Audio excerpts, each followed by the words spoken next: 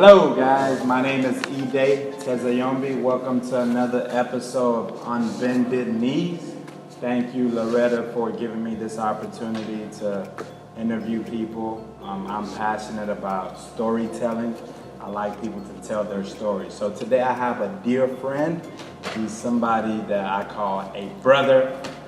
And I'll let him introduce himself, what he does, and from there we'll get the interview going. Joseph Gbenjo. I am a photographer, a videographer. Live in the Southwest Houston area in Stafford. Christian. That's about it. Awesome.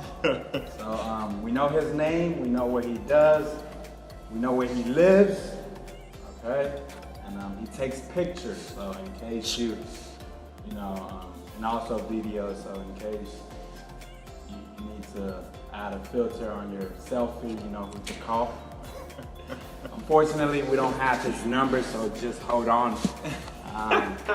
But he's a dear friend, and I'm interviewing him today, and I'd like for you to tell, the viewers, you did mention that you're a photographer, you do videos, like, how did this all begin? So, I think it all started in high school. I'm gonna fast forward a little bit. I went to a military boarding school, got shipped off, because of bad behavior. So at that military school, I joined this improv class, this acting class. That was like my first serious acting. So after that, in college, I started exercise physiology as my major, only lasted one semester, switched to theater arts. And that's kind of when, the whole film and photography thing started at least. When I graduated, that's when I started a company, Candor Pictures, small business, Candor Pictures, I started it. And that was how photography started. Yeah, and continuing now, I got married. My wife is in the business with me, husband-wife duo. And yeah, that's how it all started. So this is a marital owned business. That's right. So it's just you and your wife. That's it. So you mentioned that you went to ECU. East Carolina University, purple and gold. So how did you end up going to that school? Can you tell us, briefly? Real talk, that was the only school I applied to, I think. Okay. Because it didn't have an essay. I was one of those lazy students, I didn't want to write. What I look like writing. Public school I ain't had to write. Why I gotta write for public college, you know what I mean? So I just applied, name, birth, city, and that's what I did, and I got in. If I didn't get in there, I don't know. I don't want to know, So I'm not gonna say this other dude's name, but both of us applied at the same time. He ain't get in. No shade, guys. No shade, even though the sun is beaming at us. No shade. No shade, all right? So, he ain't make it, you know what I mean? He ain't make it. I'm about to say his name. Moment of silence, guys. Anyway, he ain't make it. We both got letters at the same time. It was kind of awkward. We went to the mailbox. We had like a little mailbox. It was military school, so we was like in jail. You know what I mean? Went to the mailbox, opened it. ECU. I don't know, maybe his envelope was a little thinner than mine. Mine was a little thicker, And we both opened it. I said, okay, I got in. I ain't really hear nothing after that. So I think that was enough. Silence was not agreement in that time. So yeah, that's how I got into ECU. Awesome. And were you hooping? I hooped. Okay. On the scout team, on the club team, sorry. Okay. Yeah, hooped for like 2.5, 3 years. ECU Dynasty. Okay. Man, I almost forgot. The ECU Dynasty. Okay. With Chudy, Okay. T. Raby, Okay. JP, Okay. Rock. Okay. Rock. Rock. The Rock. Solid. Huh? Yeah, his head was no. Anyway, yeah, Rock, Anthony. Anthony, okay. And there's some other Not people. Carmelo, right? Nah. He's a little older. Yeah, so there, I remember I hooped there a little bit, so I still hoop now. Okay. You know, anybody out there trying to see me? Okay. Get this One-on-one? jab step, bro. Get this jab step? You don't do that, Euro? A little bit. Okay. I travel though. Oh man. Okay. So you kind of share with the viewers that you started, your business, by yourself first, and from there, God led you to your wife, and you guys teamed up. So how was it starting the business initially on your own? Like, how was it? Y'all, my last name is Gbenjo. I mean, I got some African background in me. Nigerian to be exact. Okay. So, in the Nigerian community, in the Nigerian culture, you don't go and study art. You don't go and study fishery. Why? Why? Because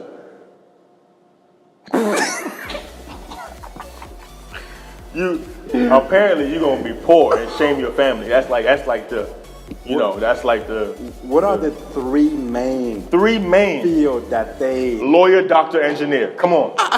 Lawyer, doctor, engineer. like lawyer, doctor, That's engineer? it. What about if you want to become What? A what? a swimmer? What? A Swimmer. You better swim back to Nigeria. You better swim back to Africa. You want to be a swimmer? Sure, you ain't going. It's a lot of pressure to do anything outside of the big five. It's actually five. Accounting, engineer, medical doctor, some kind of doctor, a lawyer, or it's probably only four. Shoot, so they don't give you many options in a Nigerian home or African home, Not being a teacher, right? Teacher? Nah. That's more of like a stepping stone, right? To lead you to that's your next career, right? Teacher, nah, bro, nah.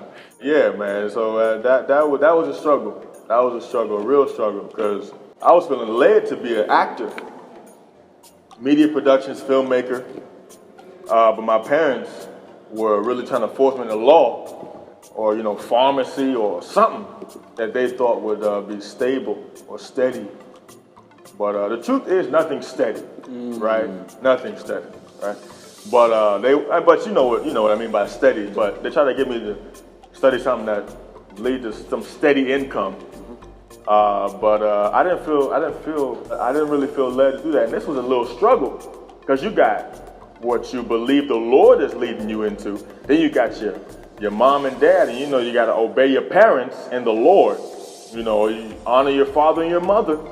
So it was a real struggle. So and I didn't handle it so well in the beginning. It was a lot of back talk. A lot of like, I don't care. I'm gonna do what I want to do. You know what I mean? Not like that, because I wouldn't be alive right now. But it was a lot of like, back and forth. Yeah. But I really learned finally, okay, I gotta pray, and I gotta communicate with them. So I had to communicate this way and communicate that way. I couldn't just do this, and I couldn't just do this, So after a while, they kind of opened up, and for the most part, things went okay. For the most part.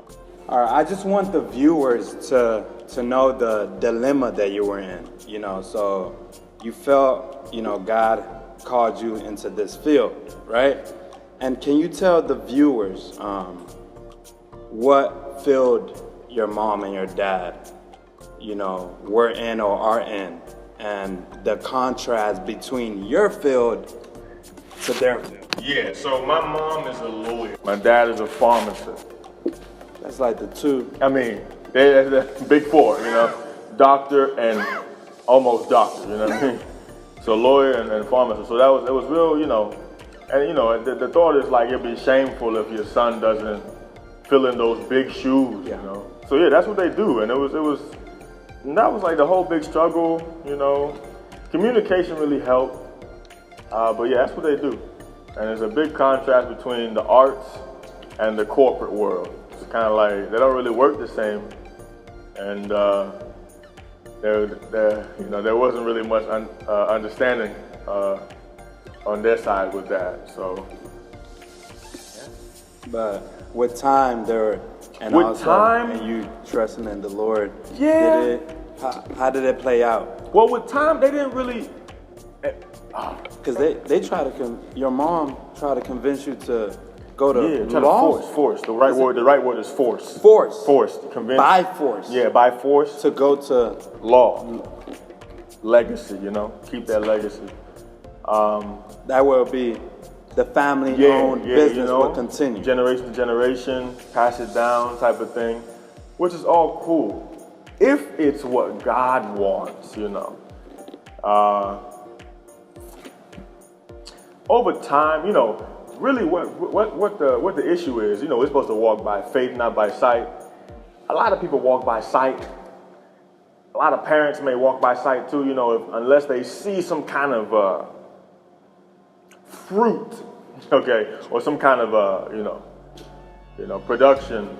They might not really have too much faith until they see, you know. But sometimes we have to have faith in order to see, and I think that's what the gap was, you know. So, you know, maybe I'd say, oh, I got like a little project here, you know, maybe got $100 or maybe $300 or $50, and those numbers. If you've been working in law and pharmacy, you hear $100, you're like, what? That's all you making? I saw you on the computer for 10 hours and you only made $100, you know. But we shouldn't despise the days of, you know, small beginnings. So that was the whole thing. They weren't really seeing much fruit or much money or income. So it was really hard for them to accept that and support fully with all their heart. Awesome. Yeah. Okay. And you talked about how we shouldn't, you know, overlook, you know, small beginnings. And you started your business, and how did you come up, you know, with the name, right? And like, what is the mission statement for your, you know, business? Like, what is like a principle that you strongly hold? Okay. The name is Candor Pictures. Candor Pictures. What is that word? What does it mean? Candor. Frank, honest, straight up, you know, true. And that's kind of what pictures are. Well, nowadays, you know, you put a filter on it, it's not so true. But, you know, a picture, you know, without being edited is true. It's like, you know, it's how you look. But you add filter to your picture? My wife does. Okay. But yeah, we add filters. We edit the photos to make it look nice, you know. But selfies and stuff, well, anyway. But yeah, Candor Pictures, you know, I was just looking up words, you know. I was in my room, Campus Towers on 5th Street. Where exactly? Nigeria? Or? No. Okay. I was in my, it was like an on-campus apartment. Okay. Looking up words. It was between two words, poised, Poised, and candor. I just like those two words. Okay, poised pictures. Ooh. Okay, PP on you. Shoes. PP. Uncut. So it was between poised pictures and like Candor Productions, Candor, Candor Films. And Candor Pictures, you know, or Candor Photos, but ended up being Candor Pictures.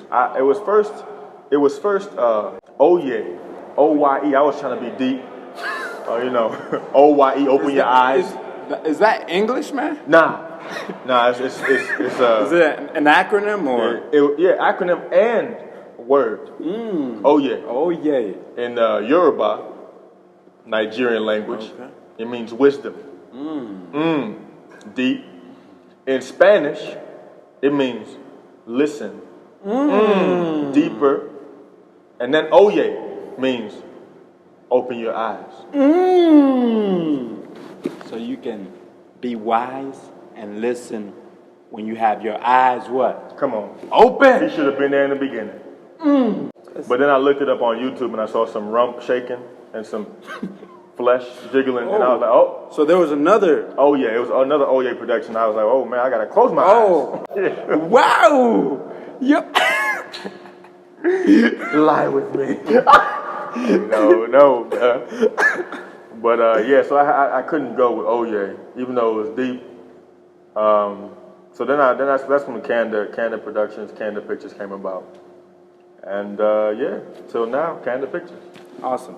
So what are some challenges that you encountered, faced as you started your business? I'm kind of curious to hear, like, how did you come up with your rate, and even some of your clients, did they try to bargain, decrease, not pay at all? You know what I mean? Shoot, free. But yeah, in the beginning it was semi-tough.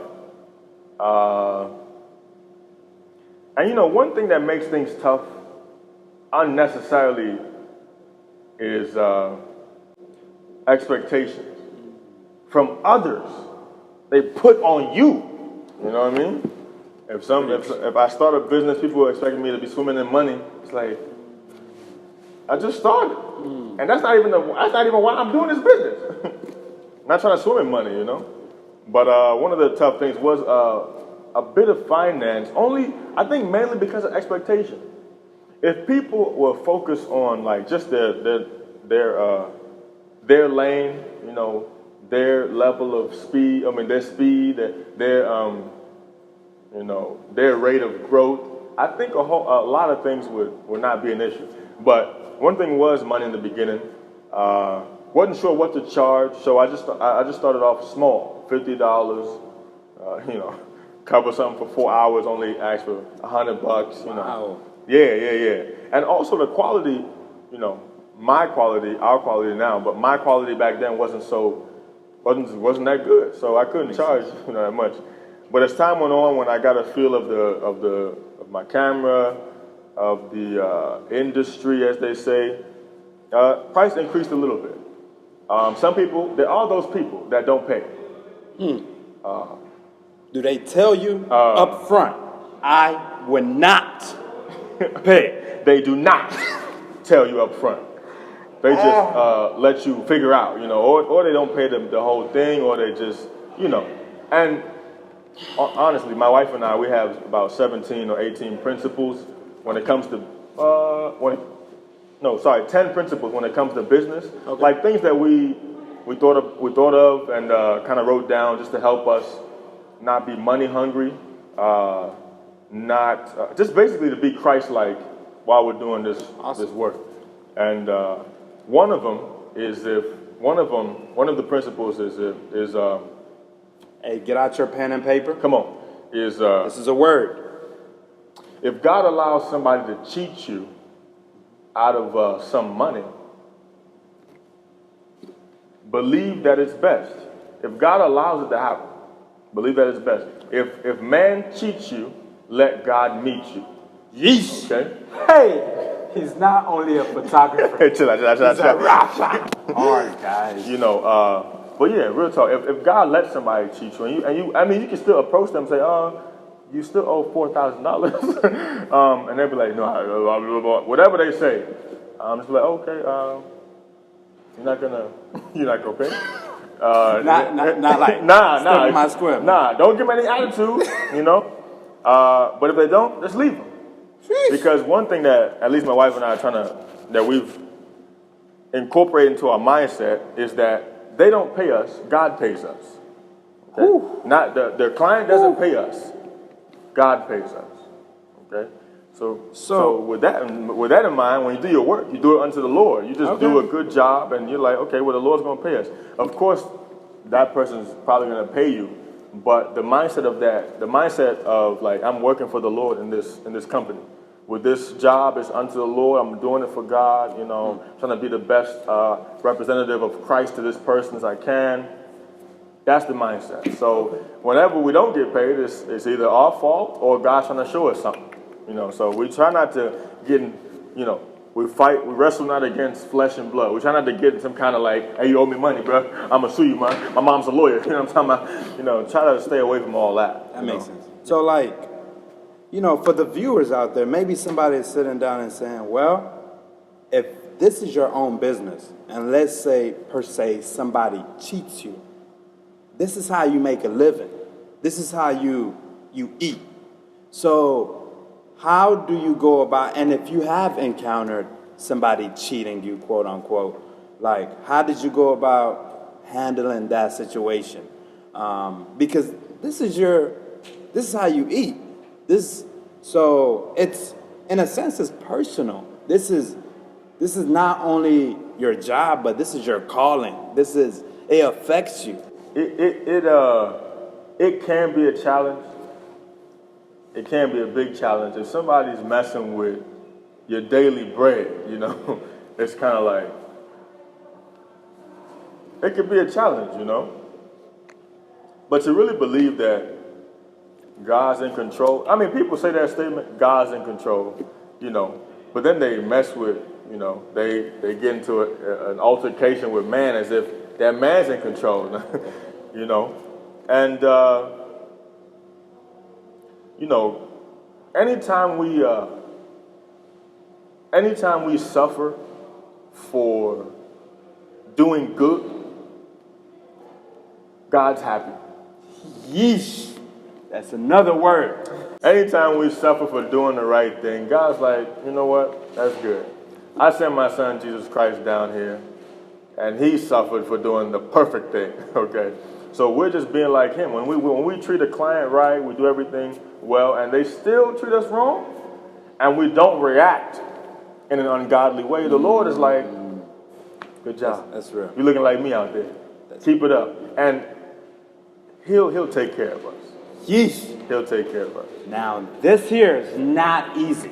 Okay, it's not easy. Nah. Because you said when we suffer for doing good, you know, God is happy, right? Yeah. But does it feel good though? The suffering. Personally, for you, we know that God is happy. Man, say, what about you? What about you? Yeah? What about your flesh? Eh? This flesh. Before, no, it didn't feel good for me. I was a bit offended. You know what I'm talking about? Like, square up. You know what I mean? It's like, hold on, bro. But later on, these moments do make me smile.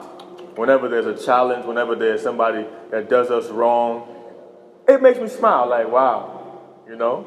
And I'm just, I don't know. It's you know, when the Bible says peace that passes all understanding, you know, smiling at getting cheated is not. It's beyond. That don't make sense, right?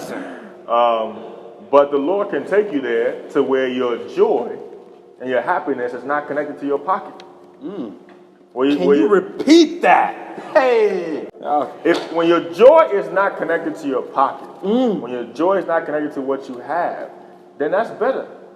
Now the way to find out if your joy is connected to what you have is just check how you feel when what you have is taken away, or what you have is lost or broken. And if you start getting sad, it's kind of like your happiness was connected to that thing, huh? I thought your happiness and your joy was in the Lord. No, it's down here. Self-evaluation. Oh, it's down. Oh, in fact, come on, it's in here. You know. But yeah, so.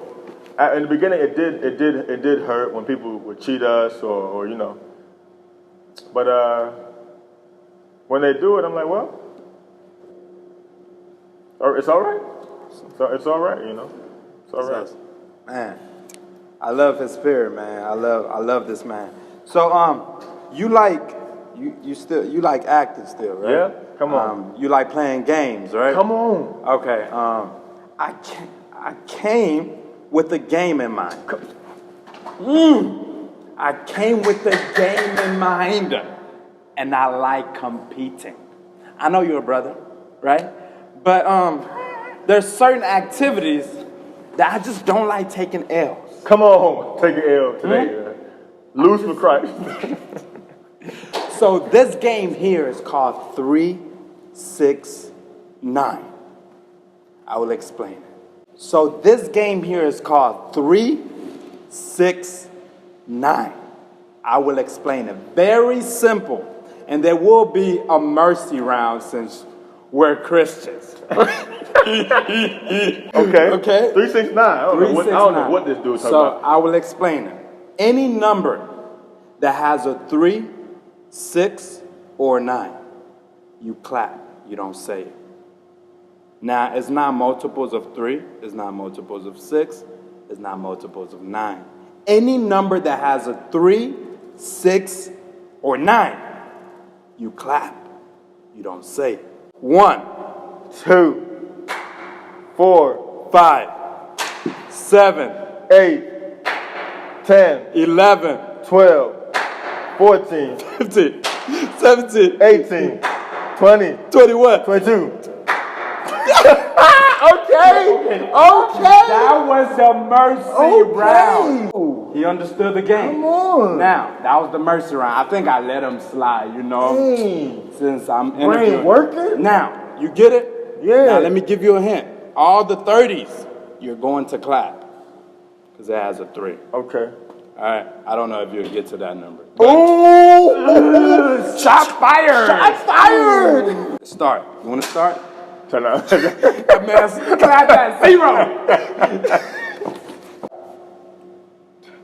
1, 2, 4, 5, 7, 8, 10, 11, 12, 14, 15, 17, 18, 20, 21, 22, 24, 25, 27, 28,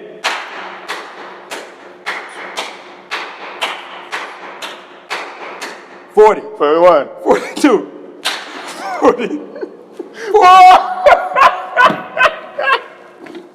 But I didn't know when 30 stopped. I was like, hey, you better say 40.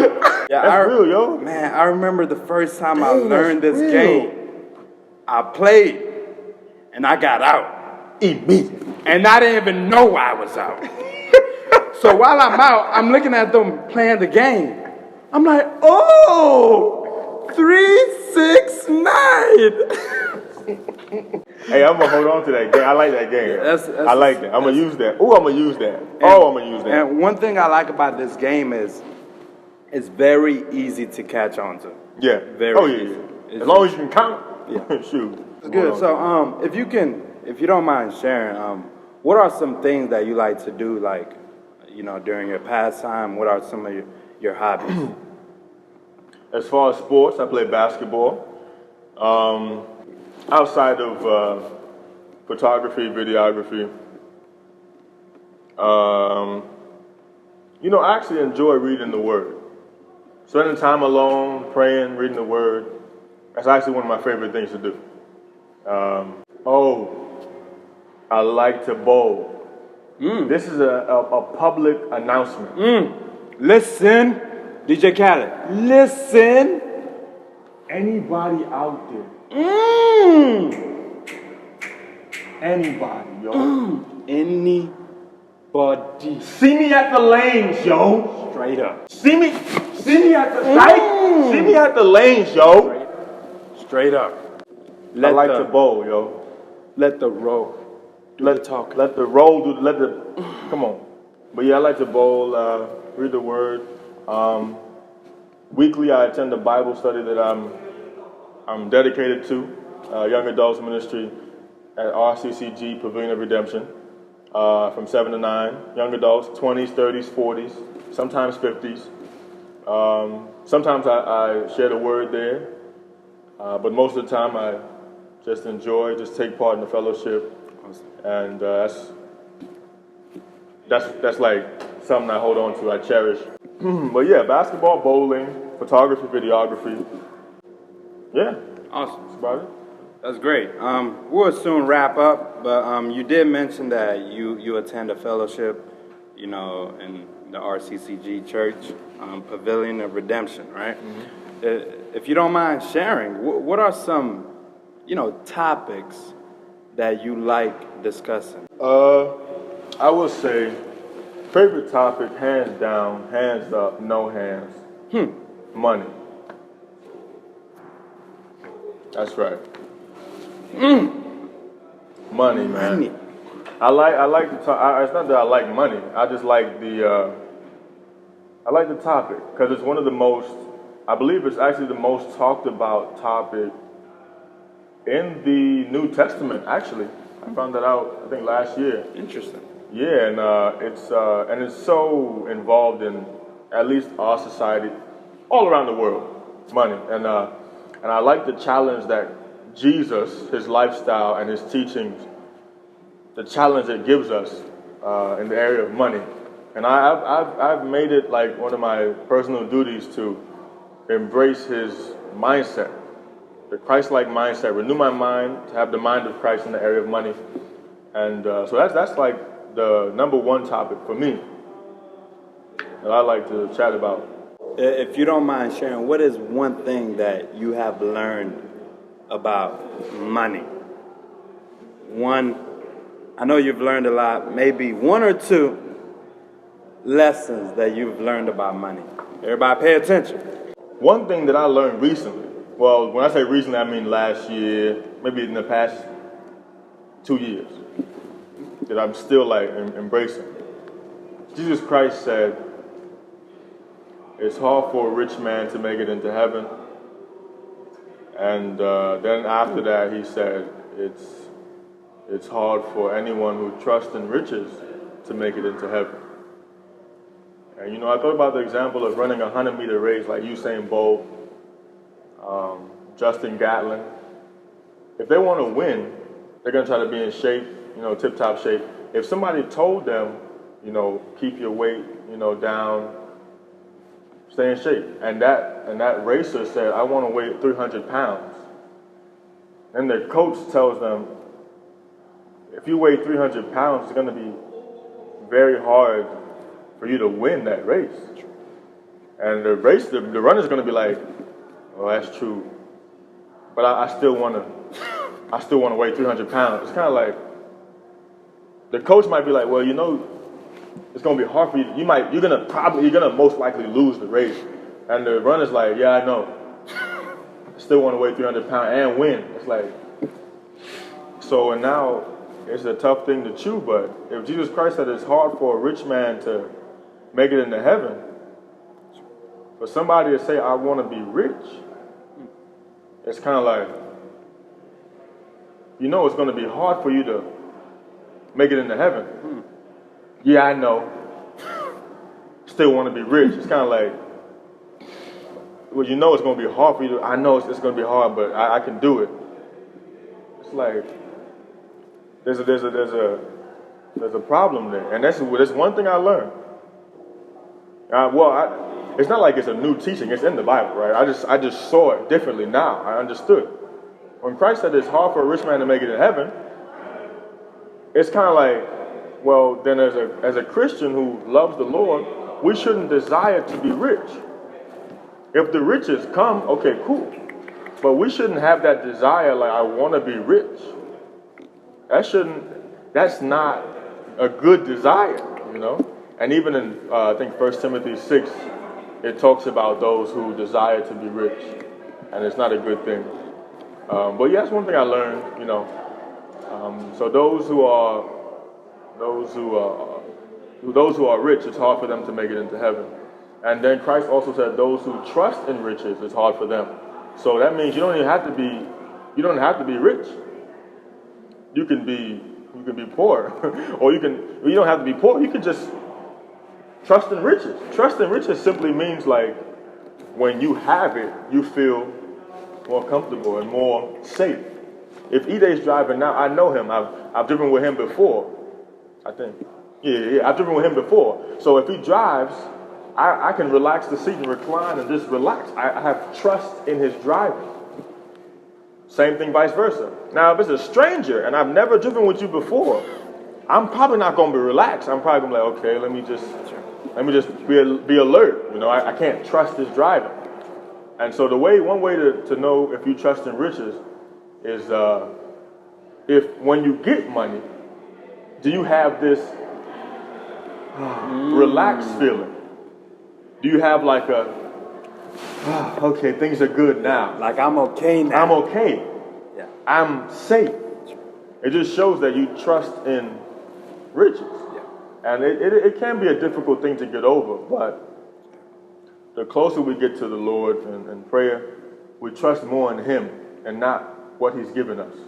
We trust more in the Creator and not the created. So that's one thing I've learned. It's a tough teaching for many people to hear that it's not a good thing to desire to be rich. But if you take what Christ said and like just do the math, it's like, man, it's right there, you know. What about if somebody say, well, God will make me the head and not the tail, or they'll say Solomon was rich. Are you? Sure. And I kind of want you to like, and I'm pretty sure you've talked about this. Can you reiterate, like, are you saying that money is bad, or are you saying that it's not bad, but there's this warning that Jesus, says, and also the Bible really emphasizes about the desire, the strong desire after money, the motive behind money. So, yeah, money itself is not bad or evil. The Bible lets us know the love of money, the desire for money, is what's the root of all evil. When people say, "I am the head, not the tail," or Solomon was rich, I mean, this is scripture. Now, one of the main questions we have to ask ourselves: who's our example? Are we trying to be like Solomon, or are we trying to be like David? And your example should be the best example. The best example is Jesus. So in every area of Christ's life, we should want to be like him, at least think the way he thought, because he's perfect. And if we pick anyone else outside of Jesus as our example, then that lets us know that we don't want to be perfect. Because if this is a perfect example, and we choose a less than perfect example to live by, then it shows that we don't really actually want to be perfect. We don't want to be like Christ. And that's the issue. So yeah, the focus should be Christ, and at least the apostles, Peter, Paul, John, all of them. Now I'm not saying I don't want people to think that Christianity is a life of poverty. It's not. But it's also not necessarily a life of riches, materially. Because there's that prosperity movement. Yeah. That you'll be rich and the Lord's desires for you to be rich. That sounds almost wicked if you take the statement Jesus said when he said, it's hard for a rich man to make it into heaven. So now you're telling me the same Lord wants all of us to be rich, so it can be hard for all of us to make it. It's like, man, that's a tough corner, So yeah, I just think we to help us in that area when it comes to money, we should read the Bible without a desire of our own personal desire or achievements. We should read it, especially the teachings of Christ, and take them with an open heart, open mind. Awesome. Well, man, it's been a pleasure interviewing you, man. Thanks, bro. I love the whole idea of storytelling, allowing somebody to tell their story. And I believe, like, hey, I aspire to follow Jesus day by day, and I look up to him, but I also respect those that are following Jesus as well. And I can honestly say, as a friend, as a brother, you're somebody that follows Jesus, and I respect that about you. Thanks, man. How can people follow you? Not spiritually, we're following Christ, right? But how can people follow you, like your business? Where can they find you? Because he's a great photographer and videographer, by the way. So is my wife. Sister K. Shout out to Sister K. Come on. All right. Come on. They just got married. Yeah. Show it. CandidPictures.com. CandidPictures.com. From there, everything's Candid Pictures. YouTube, Facebook, Twitter, Instagram. Candid Pictures. That's as far as like maybe spiritually, Fellowship, I would say on Wednesdays, we have live stream from 7 to 9. RCCG, Pavilion of Redemption, website will be there. Or YouTube channel. Awesome. Yeah. Well, it's been a pleasure, man, and I hope we continue following Jesus. So thank you so much for this time, man. My guy. Gbenjo. It's a wrap.